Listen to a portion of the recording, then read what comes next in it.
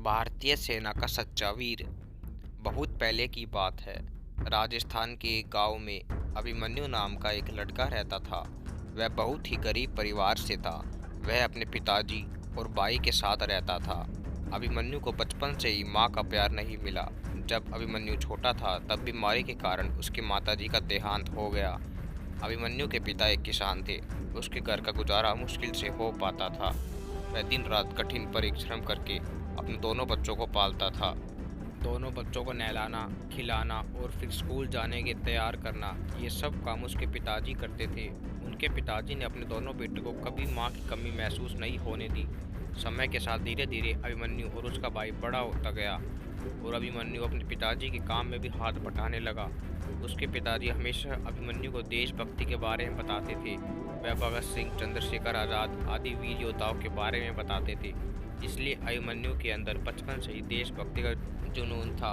वह Indian army में join होना चाहता था।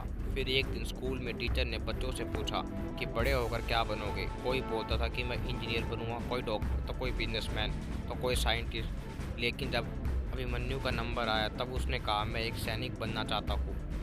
मैं सैनिक बन के देश की रक्षा करना चाहता हूँ। फिर सभी बच्चे उसकी बात पर हंसने लगे, क्योंकि अभिमन्यु का शरीर बहुत कमज़ोर था और पतला दुबला भी था। फिर सभी अभिमन्यु का मजाक उड़ाया करते थे।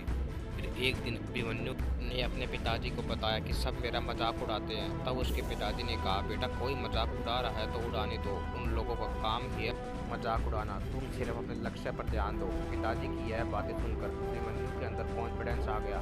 फिर उस दिन से जब कोई अभिमन्यु को चिढ़ाता तो वह प्यार ही समाई देता था और उस दिन से बहुत ज़्यादा मेहनत करने लगा। फिर एक दिन अचानक अभिमन्यु के पिता का एक्सीडेंट हो गया और उसका पैर पूरी तरह से फ्रैक्चर हो गया था और डॉक्टर ने बोल दिया कि अब ये पहले जैसा काम नहीं कर पाएगा। अभिमन्यु को कुछ समझ में नहीं आ रहा था कि आखिर वह करे तो क्या करे। अभिमन्यु के पास दो ही ऑप्शन थे, या तो वह अपने घर की जिम्मेदारी उठाता या सिर्फ अपने सपने को पूरा करने के लिए घर की जिम्मेदारी छोड़ देना। इस स्थिति में एक नॉर्मल इंसान एक ही ऑप्शन को चुनता, लेकिन अभिमन्यु ने हार नहीं मानी और उसने दोनों ऑप्शन को चुना। वह अब और पहले से ज़्यादा मेहनत करने लगा। वह घर की जिम्मेदारी भी उठाता था और अपने लक्ष्य पर भी काम करता था। कई लोग कहते थे यदि आप 6 घंटे आराम करोगे तो आपका शरीर अच्छा रहेगा, लेकिन अभिमन्यु ने इस कथन को ही बदल के रख दिया। 24 घंटों में से सिर्फ 2 ही घंटे आराम करता था और बाकी 22 घंटे लगातार बिना थके काम करता था और साथ में अपनी पढ़ाई भी करता था, क्योंकि उसके पास और कोई दूसरा ऑप्शन ही नहीं था। ऐसे ही कई सालों तक 22 घंटे लगातार काम करते और पढ़ाई करता रहा। फिर देखते देखते उसने अपनी स्कूल की पढ़ाई भी कर ली और फिर धीरे धीरे कॉलेज की पढ़ाई भी पूरी कर ली। लेकिन फिर भी उसने अपने सपनों को जिंदा रखा और उसे कभी ख़त्म नहीं होने दिया। अधिक परिश्रम के कारण अब उसका शरीर फौलाद बन चुका था। उसके अंदर दर्द को सहने की शक्ति आ गई थी। वहीं एक तरफ अभिमन्यु के पिताजी भी ठीक हो रहे थे।